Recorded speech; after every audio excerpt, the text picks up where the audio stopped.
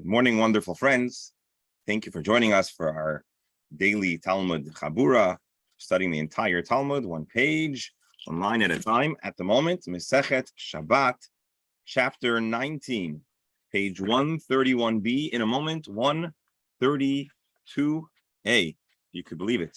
And we are studying a chapter called Rabbi Eliezer de Mila, and it is kind of what it sounds like. We've been talking at length about different facets of circumcision as it intersects with Shabbos observance. Of course, the act of circumcision, had it not been a mitzvah, would not be something that we could do on Shabbos. And so we've discussed already a number of items, such as carrying the knife. We've identified the unique position or somewhat unique position of Rabbi Eliezer, who is incredibly permissive to do anything that will lead to facilitating the bris on Shabbos, which then led us to probe the extent of Rabbi Eliezer's perspective, machshirei mitzvah doichen at Shabbos, that items that facilitate a mitzvah push aside Shabbos. And we noticed that it really is quite expansive. He applies it to many, many mitzvahs, but certainly mitzvahs that are related to the holiday or the yearly cycle. We did note a unique exclusion, tzitzis and mezuzah. And then we probed each of those instances and we discussed, we sought biblical proof or support to Rabbi Eliezer viewpoint. We explained why the Chacham and why the rabbis disagreed. We also noted in passing, although really it's very interesting, that each of the mitzvahs we talked about had something that made it distinct and different than the other mitzvahs, and therefore it would not be simple or possible to learn from one to the other. I should note today's date. Today is the final non-Rosh Chodesh day of Kaf Tes of the 29th of August 26th. It's a Friday. And again, we're here to study, as mentioned, the entire Talmud. Today, after talking about Omer, Shtei Halechem, those were the grain offerings that bookmark the beginning and end of the Sfirat Omer, Pesach and Shavuos, Lulav, Esrik, Shofar. What else did we talk about? Was there any other mitzvah missing? Matzah. All of those are mitzvahs that, according to Rabbi Eliezer, not only the mitzvah themselves can be doicha Shabbos. Well, some of them there is no malacha in doing it, like eating matzah is certainly not a malacha, and so on. And so Rabbi Eliezer says, machshirim, the things that lead to that mitzvah are permitted on Shabbos. We explained why, and now we're going to discuss the original topic, which was bris itself. How do I know that you can actually do a bris on Shabbos? How do I know you could do a machshirim mitzvah on Shabbos? And so for those of you that were hoping that we'd get a little more insight into the origins or the halachic development and philosophy of bris on Shabbos, well, today is your lucky day. Let's share this. Rabbi. Yes, Rabbi Beryl? One more thing, during the day, I get some time to think about lines that we just pass over.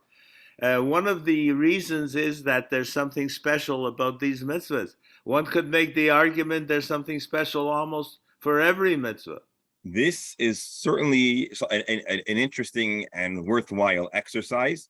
You know, you have the congregants that are aggravated at the rabbi because every Shabbos he gets up and says, this week's Torah portion is the most important Torah portion, the most interesting Torah portion. And reality is that's the case. Every mitzvah has a facet that sets it apart and makes it unique. But halachically, and again, going back to the discussion with Rabbi Allen, I'm not certain if every mitzvah would have a halachic aspect that sets it apart and makes it hard to compare to another. Whereas thus far, all of the mitzvahs, it's not just that their theme is significant, but there was a significant and specific facet of its observance that sets it apart from the others. But that's a very interesting and good point. Dr. Hammer, you were saying something? Yeah, I just wanted to. I had a thought yesterday. Okay. About the Rabbanim were changing halacha midyoraisa. There was a point, I don't remember what the they peeled back. They stripped back because the Torah says you got to blow shofar even on Shabbos, and the Chachamim restricted it. Yes. And I was focusing on that as a very strong,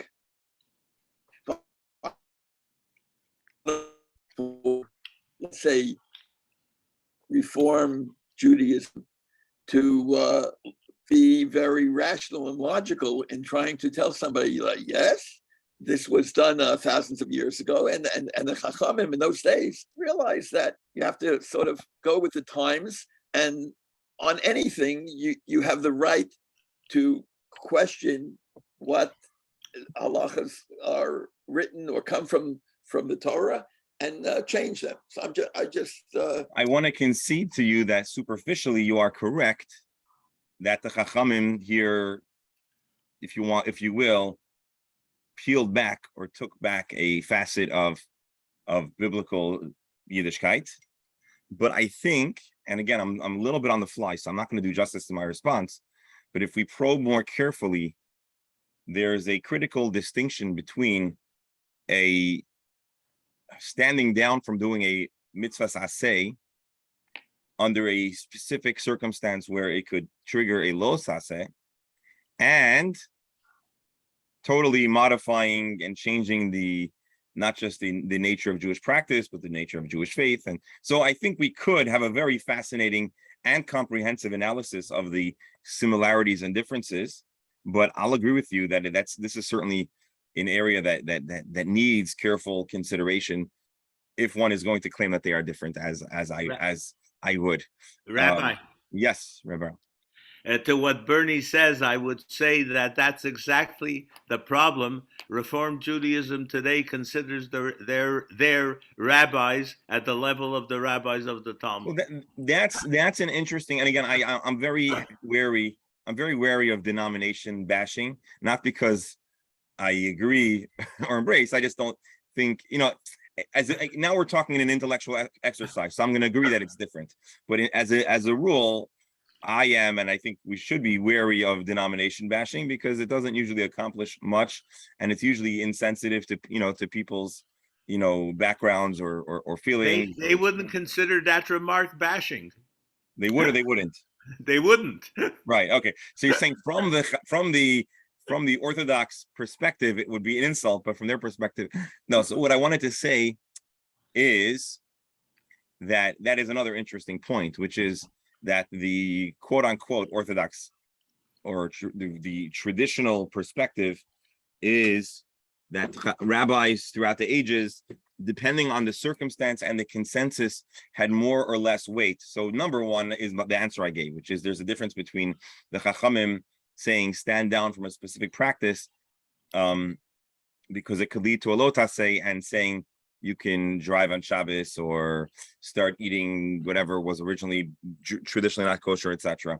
But Rebero makes another interesting point, which is that the Orthodox, and again, I don't like the word Orthodox, but say traditional Chazal view is that there are different phases in Jewish history, and depending on the consensus, prois, and other settled law, the rabbis can or cannot or are limited in their realm of influence. So, for example, from the time of the Gemara, no rabbi made a Jewish people-wide gezerah, and all of the gezeras that the Chachamim did were restrictive, not permissive. Now, we could talk if we like that or how that makes us feel, but if you think about it, all of the power that the Chachamim have are really gezerot, decrees, so you can make a certain regulation or restriction, and a takana, but you don't really find, and maybe Dr. Stamler, are you on?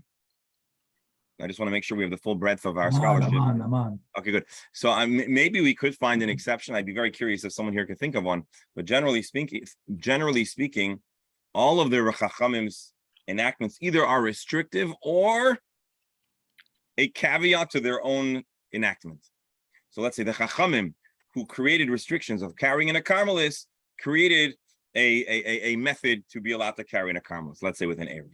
But you're not going to find Chazal permitting to do something that the Torah does not permit. Now, I do want to make one other additional asterisk. That's why we still have 2 days, 2 days of Yotev, and that's why we still can't eat kidneys. Right, but those are essentially restrictive, not permissive. They don't give more. They don't cede more. No, I'm saying it would be permissive if they would allow it. Right. But And I know, Doctor, I'm sorry. Someone here is going to throw out, and it's going to be a good point when you will. What about tefillin? So let's put that on the side for now. We mentioned it in passing yesterday, but now you remember where I was heading with this. Oh, the one exception that I could think of. Oh, now I'm drawing a blank. I had something that I wanted to add. That seems like yes. And by the way, the Torah says this.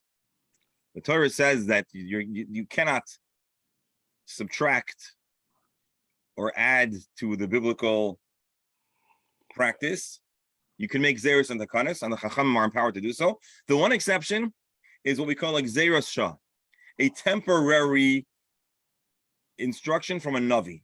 A Navi is empowered to temporarily give a heter, if you will. And so the instance that I'm thinking of, and probably you're thinking of, is Eliyahu Navi, Elijah the prophet, at a time where carbonis were only allowed to be brought in the Beis Hamikdash, as by following his prophetic instruction, on Har HaKarmel, he had the famous duel with the Nevi'ei Habal, the prophets of the Baal, where they made offerings, right? There's a famous duel, that's what a showdown between the Nevi'ei Habal and Eliyahu Navi. That's where we have the famous line, Ad Masai Atem Poischem Al Shnei Asifim. For how long will the Jewish people be trying to have both sides of the debate? They wanted to have a little bit of Baal connections and a little bit of Jewish Hashem connections. And Eliyahu Navi says, choose your side and embrace it. And Oil Hashem, Oil Baal. And then they had the duel. And of course, it worked out well in Eliyahu Navi's favor and not so well under the Baal prophets, which was awkward because the king was more on team Baal than on team Eliyahu. But that's the story. That's not. But the point is that is a common instance of a temporary waiver. But a prophet cannot come and say that Hashem has forevermore permitted driving on Shabbos or eating chametz on Pesach or any of those kind of things. Now you'll say, what about Pikuach Nefesh? Well, Pikuach Nefesh is wired into the original mitzvah, which says that a Jew must save their life, even if it means temporarily pushing or breaking, if you will, a mitzvah, but that's all to save one's life. So this was just more of a teaser. We could there can be books put together to really compare and contrast the limit of Chazal's power and where they can do it. But I think this is a fair summary to a good question. And I'll allow any final comments and we'll jump into the Gemara. I would just like to know if it's indicated anywhere why a circumcision has to be done, why God chose that place, that area of the body. I think we may have the opportunity to discuss that soon, actually. Excuse me.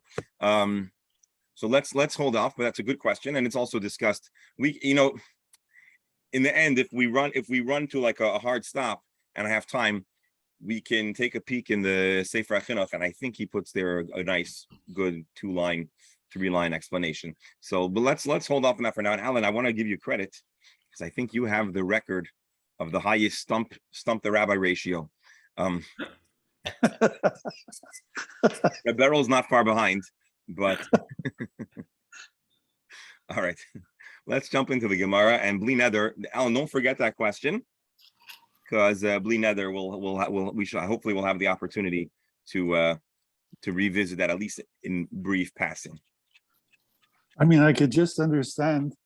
I could just. No, it's based on a pasuk. We'll see it. I just don't want to. I want to do some Gemara today, but hold the question, and with Hashem's help, before, Okay. if not today, Rabbi, just don't say you don't want to go there.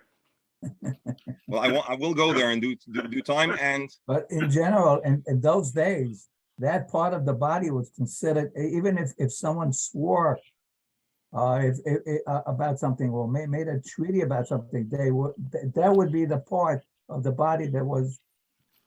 but after that contacted. followed Avram Avinu's bris. Yeah, and also Once Avram, Eliezer and. so and once they others. had a bris, once Avram Avinu had a circumcision, it was the one place on the body that was a testament to his bond with Hashem. But Alan's asking, before that happened, why did Hashem? What does Judaism have to say about why Hashem asked Avram to make the sign there, and why do Jews have that value? And it's a good question. And So I'll add another one. I mean, I just thought about it. I never thought about it before, but once the question comes up, why there? Then why only men? What about women? Well, What I kind think of that the first answer answers the second. If you can prove that it needs to be dafka the bris as is, that automatically resolves the question of why only men. The Gemara actually explicitly discusses it, not an argument. So let's put it aside for now. But Dr. Stamler would prefer that we do something with our teeth, I presume. only women? bli neder, we will cover it in the near future. But let's shelve it aside now, just so we can get a little Gemara.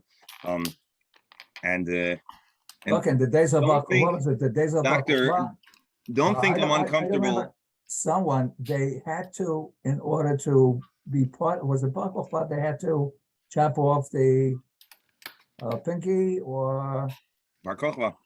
right? It was Bar Kochba's days. It had to be they had to show their Loyalty. not just loyalty, but also their ruggedness. For a person to be able to chop off a piece of their body, you have to have an incredible inner fortitude and insanity, if you ask me. But that's another. The Gemara describes how the Chachamim were very unhappy with that practice, and eventually they changed the test. Well, Rabbi Akiva didn't say anything.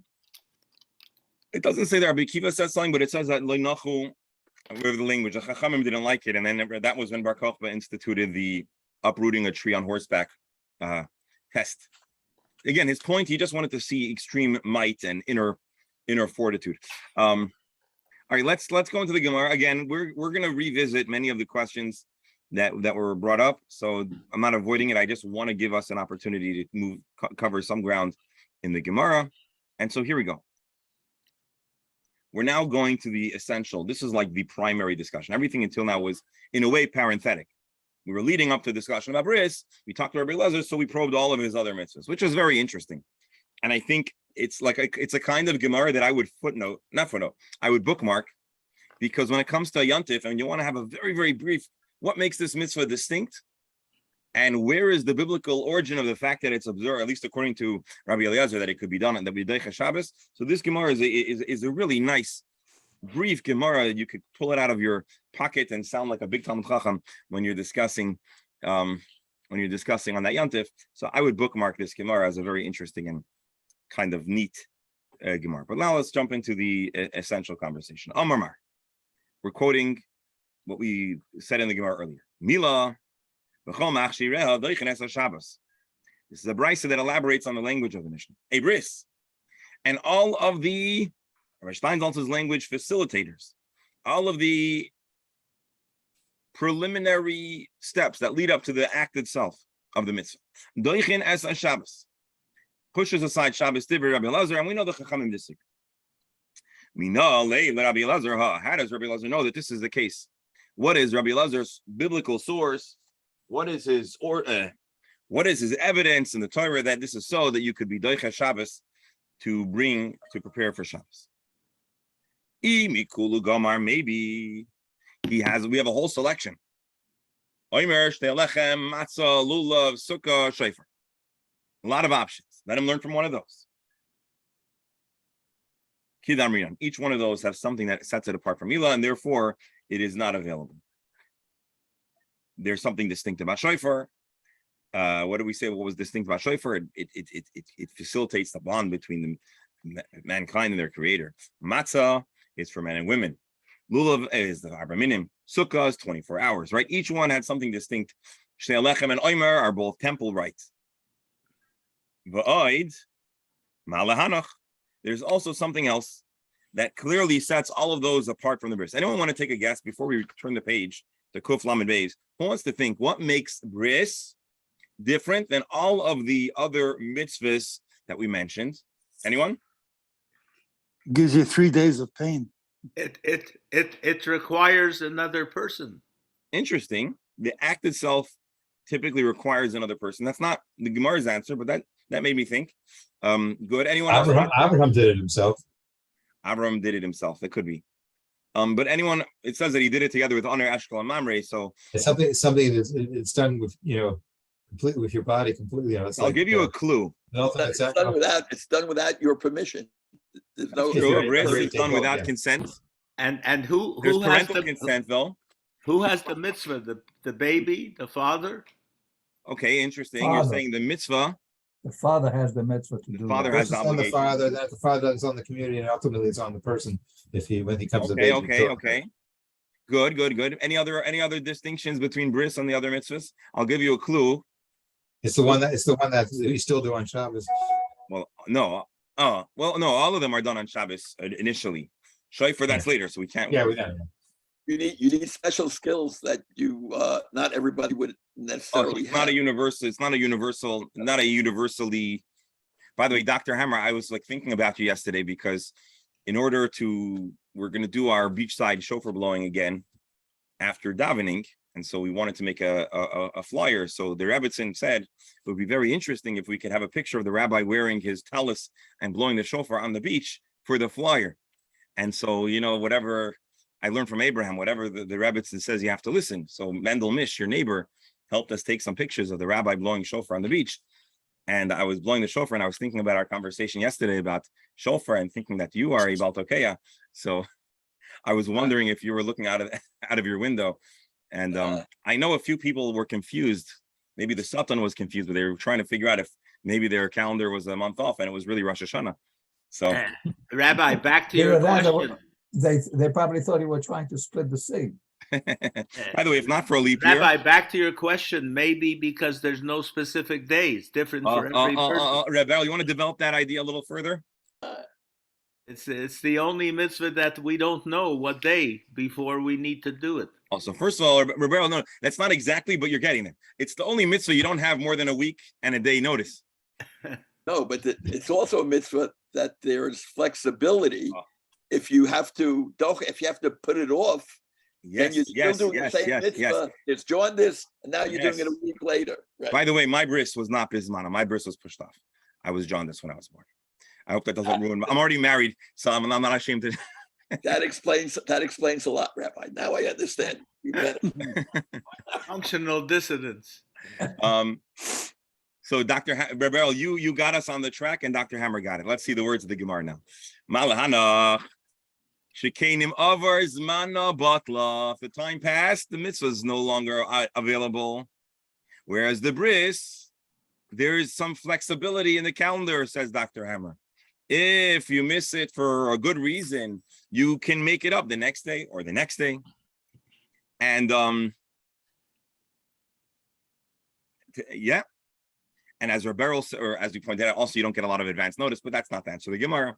But the point, the punchline, I think, is all the other mitzvahs are annual calendar cycle. They're part of the cycle of the calendar, and the mitzvah is on a specific day or 2 days thereupon.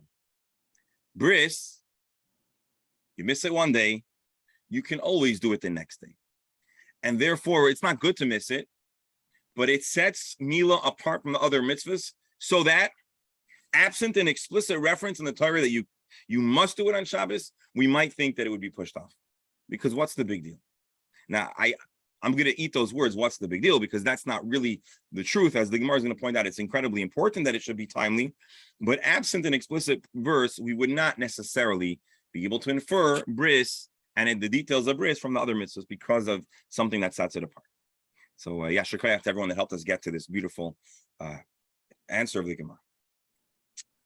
Let me just okay, now there's a place. Okay. Ella, I know time of the Rabbi Lazar. So here is being that Rabbi Lazar cannot learn bris from the other mitzvahs. Why does he say that even machshirei mitzvah, even the acts that facilitate the mitzvah are done on Shabbos? Amar Kra, he reads the Torah and he has a biblical proof, a biblical inspiration. On that 8th day, do the bris. The Bayoim Hashmini is emphatic to make the case that even if it's Shabbos, afilu b'Shabbos. Let's read Rashi. No, hold on. We'll read Rashi in a moment.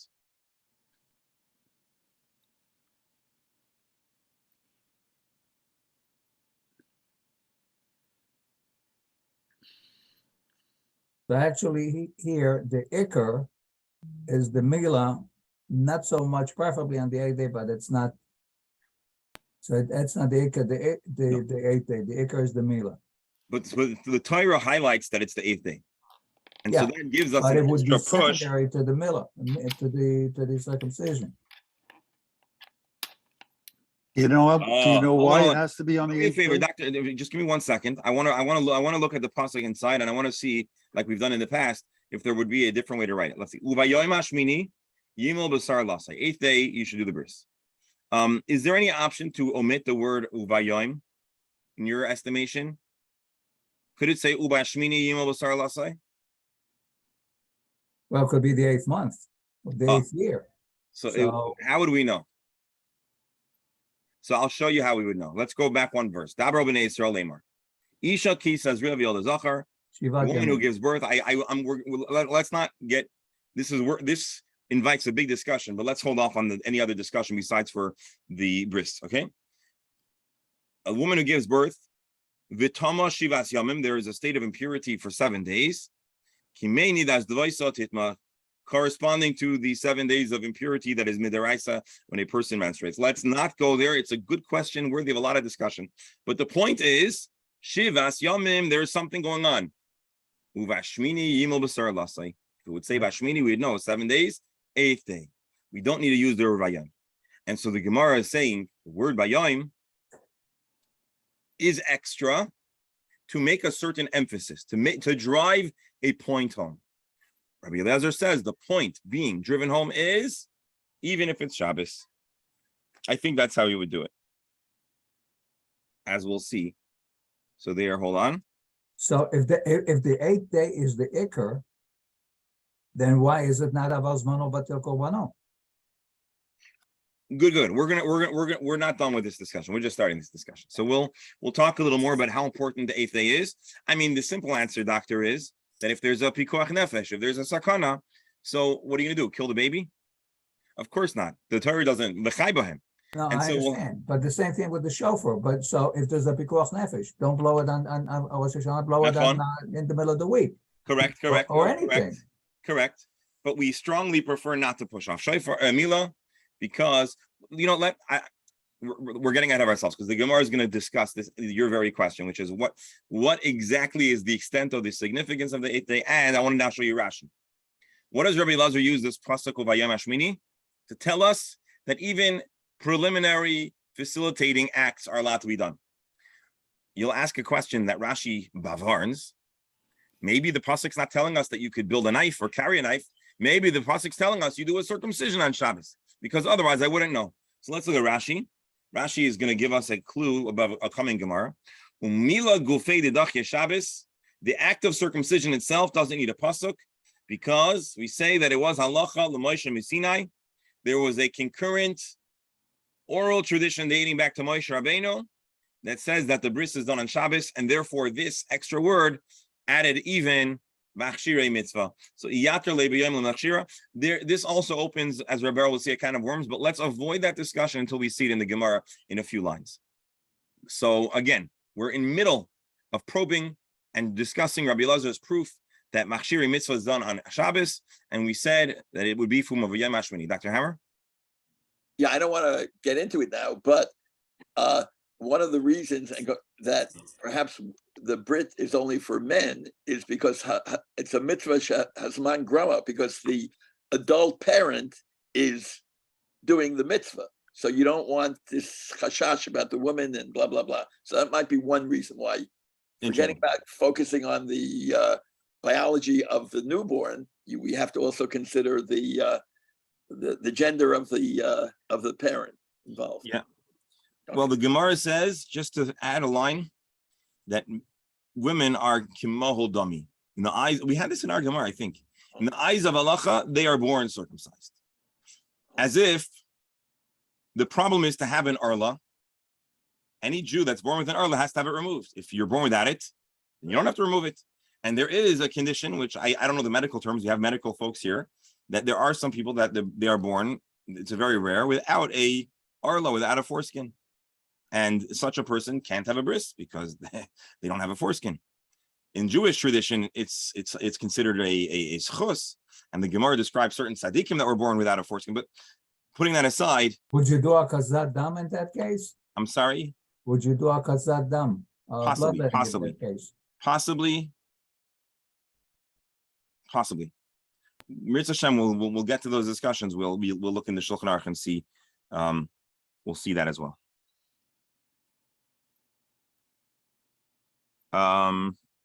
Quick, if I may, just quick halachic question. Yes. Rabbi, if somebody comes from another country, we won't mention a whole bunch of immigrants to Israel coming, and they are known to be Jewish, but they're not circumcised. Okay. Yes. So obviously there's a intention to get them circumcised as adults. Yes. If a Jew is not circumcised, is that person, a male Jew, is that person entitled to all the rights, responsibilities, and everything of being a full-fledged Jew? You're saying a person who's not yet circumcised? Yeah. There are certain limited restrictions, more in the Bismana, in the time of the Beis Hamikdash. For example, you can't bring a carbon Pesach until you're circumcised. But in a societal sense, we'll include them for a minyan, etc. Okay. But that's what I mean. Will I get in the league? Will I be part of a minyan? we would encourage them to get a bris. And I'll tell you, it's interesting. Right. We have with us a number of Russian Jews in Shul, younger Russian Bali Teshuvah who left the Soviet Union in their teens or early 20s. I mean, we also have people that left at an older point, but now we have a Jews that left in the 90s or the late, 89, 90, 91, which is interesting. And so we had by breakfast on Monday or Tuesday, again, 3 different families from 3 different backgrounds, Brooklyn and whatever, different backgrounds. And they were all discussing how when they came over, some of them became Bali Teshuvah with Chabad, others with Litvish organizations that were helping Russian Jews and immigrants. And all of them were discussing how they had a bris and how many people in their community, it wasn't even a question. Once they were provided the opportunity, and I'm sure this is not the case with everyone, but they were describing how it was a no-brainer. And of course, us around the table who were not given the opportunity to choose because our parents gave consent, we were, amazed at that kind of devotion. Even people that maybe didn't have a chance to really probe a lot of the depth of their tradition, and yet bris was something that they embraced. And Rabbi, what Yes. about the question from the other side? If somebody is circumcised, but not. do we ask how? What if it was automatic? I'll tell you, in and the again, I hospital? know we're going off topic, and we will discuss this more length. But in a nutshell, if a person is circumcised, let's say in a hospital, with absent the ritual facets of bris, and they are desirous to have the full Jewish package, let's say, no puns intended. So then they might do what's called atafas dam, which is a slight prick. And then, Dr. Sum, I know you asked the question on a person that's born mahal, but in this instance, they would then have the opportunity to make whatever prayers and associated aspects of bris. But I will tell you, and I guess this is a men's only group, so it's many people who were circumcised as children, and let's say wanted to go through gear conversion or wanted to make sure that everything was done right, were inspected by expert adult mohalim. And without being too graphic, and also because this is not my specialty, my expertise, it's possible that not every medical urologist who does a circumcision removes the same amount of arla, let's call it, as a mohel. And there have been times that I'm aware of where individuals had to have their bris updated or upgraded in order to go through conversion or to be told that it was satisfactory. And we'll leave it at that, because this is an area where my practical knowledge is limited, and therefore I will, but this much I know from talking to moyalim and talking to individuals who have to undergo it, that there is such a thing as a bris that needs an upgrade or anyways. Let's go back into the Gemara. So I hope that answered the question. It makes me fun. All right. So Rabbi Elazar knows that you have to do a bris, and even machshir on Shabbos, because it says ubayam hashmini, and you could even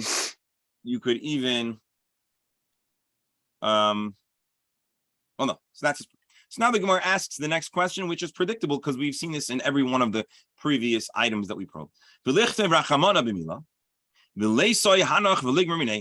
Now that we know that Brit Mila is done on Shabbos and Machshirei Mila are done on Shabbos, the Torah now cannot give us a reference or a biblical clue that the other mitzvahs are done, Machshirim are done on Shabbos, and we'll be able to learn from bris, just like a bris you would do Shabbos, similarly with all the other mitzvahs.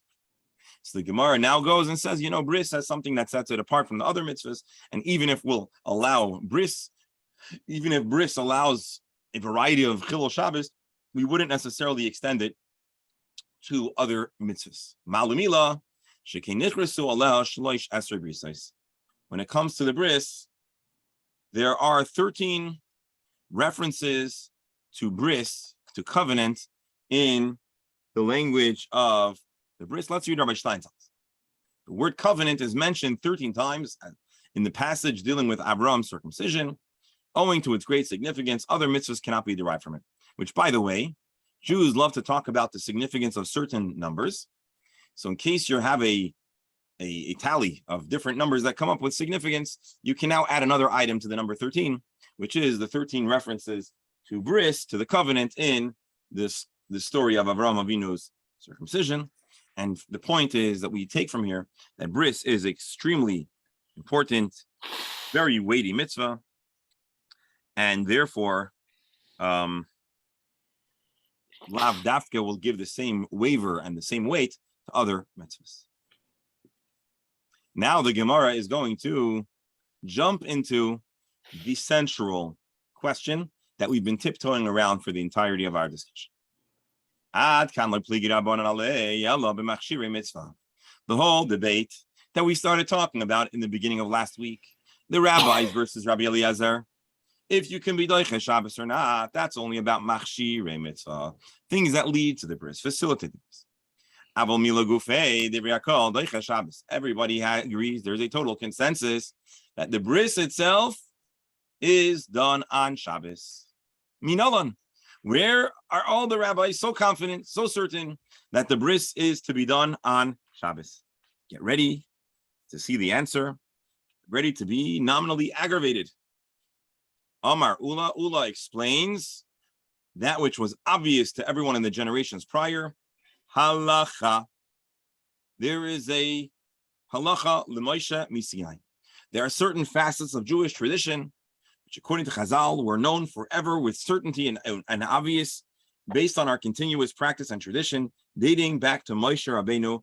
Rabbi, I was going to ask you that in the end anyway. So since we're talking about halacha l'Moshe Misinai, at what point in our history do we see the start of the concept of halacha l'Moshe Misinai? You want to know what the first place in Judaism is the word halacha l'Moshe Misinai written down? Right. I believe in Mishnayos. And second question, is there a number to the halacha l'Moshe Misinai? There is. I don't have it, but I'll tell you, the Rambam strongly underscores it in his laws of tefillin, because there are a number of halacha l'Moshe Misinai about the intricate detail of the halacha of tefillin, because the Torah is somewhat vague in its description of tefillin, right? And so the Rambam describes how much of the design details of tefillin are halacha l'Moshe Misinai. Yeah, but we see when it comes to that, just 1 second. When it comes to tefillin, we see that during Beit Sheni, there were different versions of design. Right. And even today, we have Rabbeinu Tam and Rashi. Right. So, But so if there was halacha l'Moshe Misinai, well, no, if you read the Rambam's list of halacha l'Moshe Misinai, you'll discover that those details don't include the area in which Rashi and Rabbeinu Tam disagree. And I think to some extent you'll find that they don't even disagree for the most part with archaeologically discovered tefillin. There are some exceptions, but generally speaking, but again, that's really a discussion for Menachos, Gemara Menachos, which talks at length about the design details, the origin, and but suffice it to say, I was just bringing that as a companion halacha where there is ample use of the principle of halacha l'Moshe misinai. Literally, what halacha l'Moshe misinai means is that these were aspects of Judaism that are part of the original package in the time of Moshe Rabbeinu from Moshe, but they are not specified in the biblical text, and therefore they have some kind of intermediate. No, that's not true. They have biblical weight, but they are part of the oral tradition. I haven't read up on this recently. I haven't refreshed my memory on the topic of halacha l'Moshe Sinai recently. Of course, it's something that catches our attention because in general, we're very fascinated by the notion of an oral tradition. And I would like to, I want to do more research, but my sense is that. By the way, Islam has also an oral tradition. It's called Hadith. Right. And that also goes, they derive restrictions or from the words of Muhammad. Quran? Not the Quran, Muhammad himself. Things Okay. he said. And they derive from that certain restrictions or permissiveness or whatever. So they have the same concept. Well, it's not surprising. As we know, Islam was founded by someone who was a student of Yes. Judaism. Yes. Originally, Muhammad was hoping to Yes. help the Jews upgrade. Yes. And so when Islam was founded, what was it, 500 or so? 600. So there was a lot. 625, I think it was. What was the year?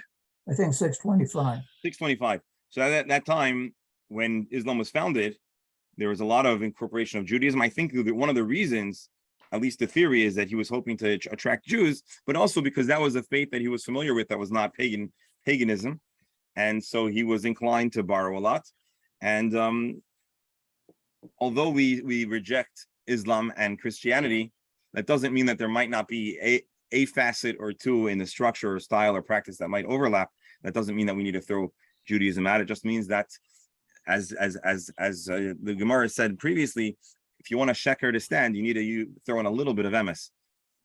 So as far as there's a lot of comparisons to the structure of Islamic faith and tradition and the Jewish tradition. Some of it is because they developed concurrently, and a lot of it is because they borrowed. And then there are aspects of Islam that were incorporated into Judaism. I hope this is not clear to say.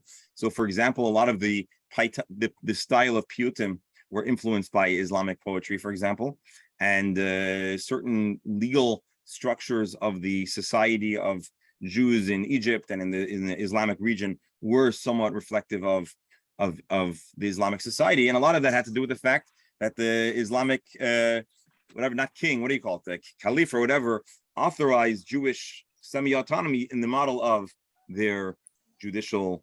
Well, the son of the Rambam, of Abraham, I think, really followed many of the Sufi.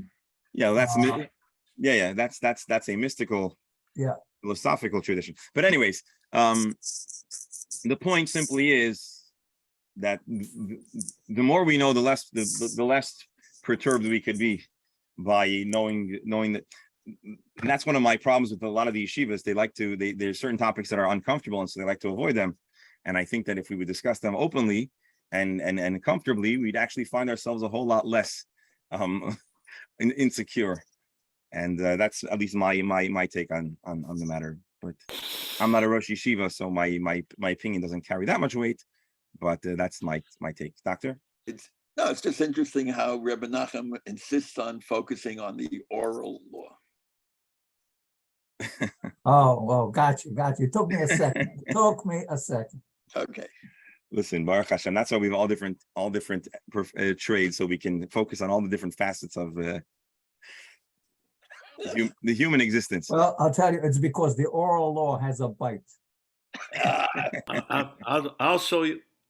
You want to avoid any cavity. There we go. It's good. All right. I'm going to tap out. I'm not even going to try to throw in another pun here. All right. So here we have, I think, in a way, the punchline that we've been kind of waiting to see, which is, how do we know that bris itself can be done on Shabbos? And the Gemara just asserted emphatically confidently that it's halacha l'Moshe Sinai. Now you're probably wondering what I'm wondering, which is I don't get it. The Torah says of Yom Hashmini, and we know that we can use the Vayom to strongly assert that something can be done even on Shabbos. Why would we hold the halacha l'Moshe Sinai to the actual mitzvah? And so it feels interesting. So let's see the Gemara a little further. I'm sorry. They both. There's a good consensus that bris is done on Shabbos. Halacha l'Moshe Sinai. Let's just do one exercise while we're at it.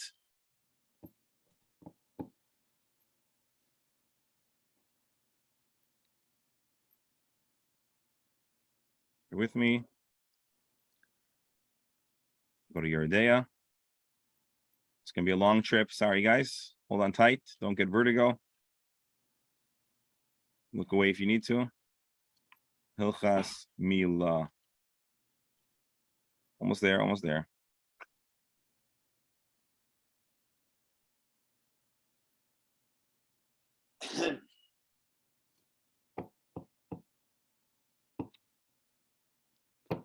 It's apropos that in the middle of this discussion, I got cut off. Oh. Here's the tour. This is a little recap. The tour does a very good job of giving an overview. And so we're going to see a recap of a number of the themes and some new ideas that I just want to show it to you. It's a positive commandment for every person, man, every Adam Yisrael to circumcise their son. And it's really greater than all other mitzvahs for two reasons. His failure to do so would give excommunication. And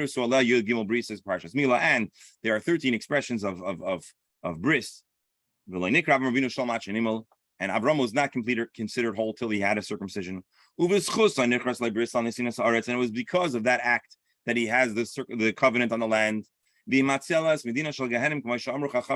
And it also saves the person from Gehenna, as the sages say, that Avram was Yoshe b'Pescha shel Gehenim. He doesn't let any person that's circumcised truly fall into that place. Take a look now. And in Jewish society, the foreskin is considered ma'os. Jewish tradition and the Torah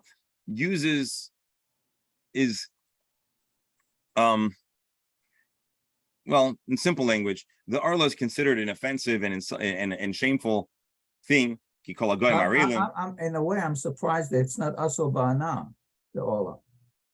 I mean, I'm not being facetious. You're talking about how today the arla is used for skin grafting, for grafting and other things. Yes.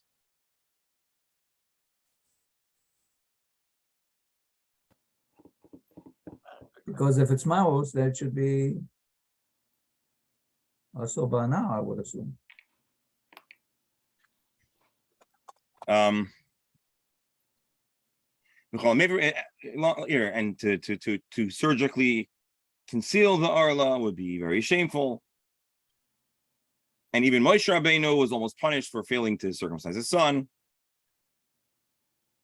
It's not like other mitzvahs, which are not fixed in the body. And when you remove them, to remove it, you're removing a sign. When you remove it, the sign is removed. But with bris, it's a sign that's etched in our flesh, etc., etc. Again, some of the things we're going to read, the Gemara is going to discuss. When do you circumcise? In the 8th day, day and night. From sunrise in the 8th day, that's really when you should start. And all of the 8th day is considered that you'll be circumcising on the 8th day. Ideally, we want to run towards bris right away with being zaris. We discussed this. Dr. Hammer's brother-in-law's experience. A sick person, don't circumcise them. And we count 7 days from when they healed. Even then, even if it's late, it's only in the daytime, etc., etc. When the entire person is sick, then they wait 7 days. If there's a specific organ, maybe they won't wait.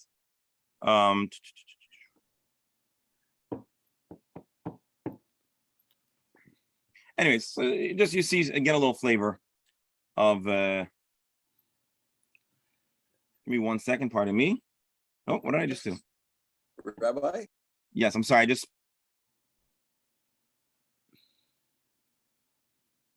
My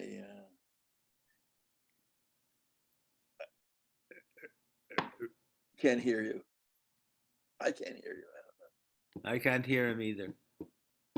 sorry, folks. I hit mute and I also got Oh. myself knocked off the. Okay. A quick question there. Yes, go Rabbi. ahead. So, okay, so here we have this hypothetical. Let's say someone has nothing serious, jaundice. So the question is, so you can't have the bris on the 8th day. But then the question is, when is that person okay?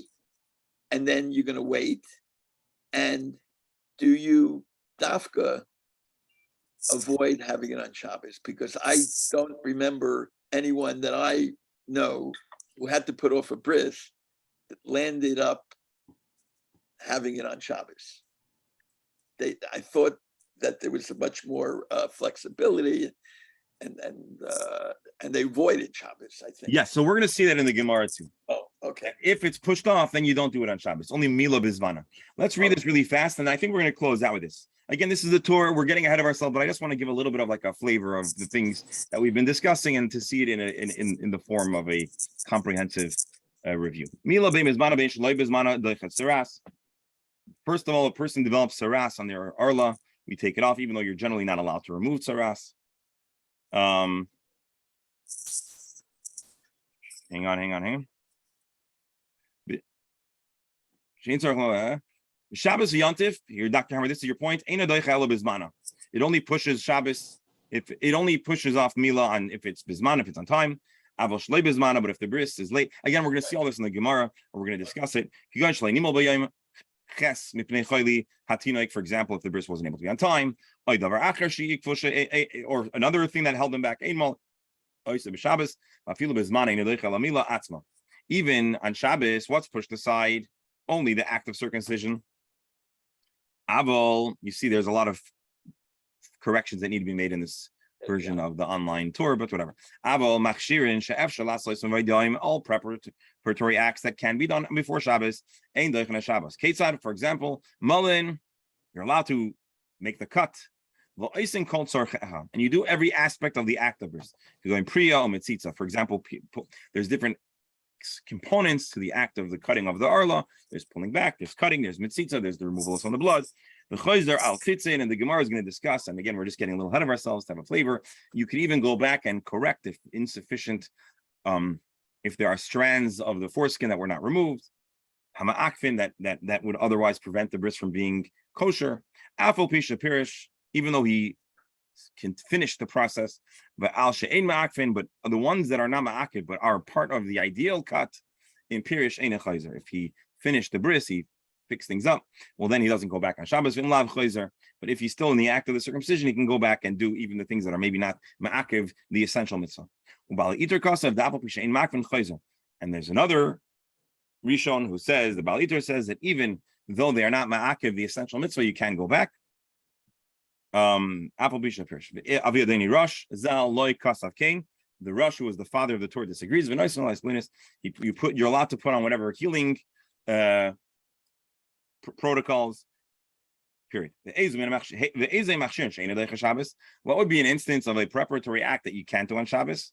But you're not allowed to fashion a knife. You're not allowed to transport it. Even just to carry it from the house. And to follow the Rabbi Shimon suggestion that we read long ago, to carry it over the roofs and chatzeros. You see that? Another typo. It looks like they scanned it, but they didn't. But if it was resting in one specific thing, you can go from one to the other.